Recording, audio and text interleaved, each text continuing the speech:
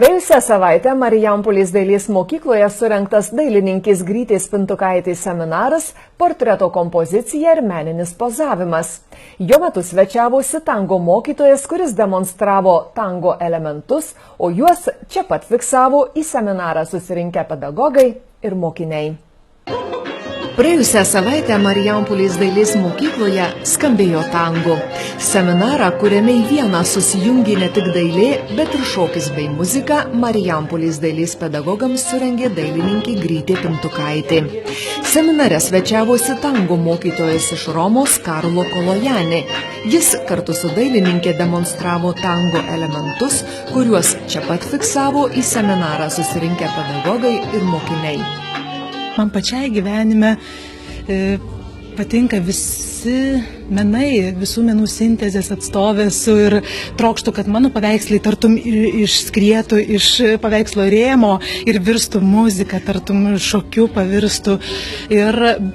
Tačiau dirbdama ir su mokiniais ir pati kurdama, aš domiuosi visų menų sritimis su menininkų šokėjų Karlo Kolojanė. Aš taip pat jau tokį projektą kaip ir sugalvojome, kad visą tai kaip paveikslas gyvas.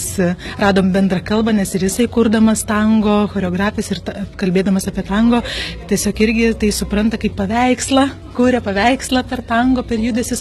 Ir iš tikrųjų tai taip nuostabu yra sujungti visus menus į vieną ir kad kartais išgirsti iš paveikslo muziką.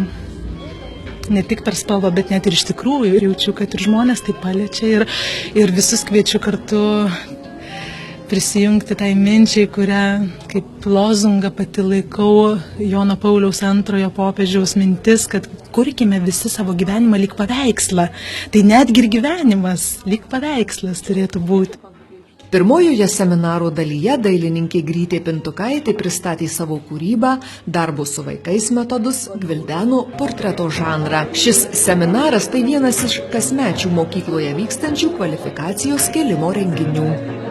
Kiekvienas seminaras truputį būna aišku kitoks, bet konkrečiai šitas seminaras pati lektorė yra tikrai profesionaliai, yra dailininkų sąjungos narė, pati taip pat dirba ir pedagoginį darbą ir dalinasi savo patirtim, labai jautriai dalinasi, labai artistiškai, labai kitaip dalinasi, neformatė visiškai netelpa jokius kvalifikacinius seminarus, bet tikrai matom, kaip susidomėję klauso mokytojai ir tikrai dėkoja, tiesiog pertraukos metu sulaukia, oi, kaip gerai, kad jūs padaro čia ir nereikia važiuoti niekur ir pigiau išeina viskas ir visiems labai patogu. Menų sintezė turi būti, dabar aišku šiuo metu yra ir madinga ir mes, kadangi ruošiamės jungtis su muzikos mokykla, mes bandom integruotis ir pajusti tą iš anksto.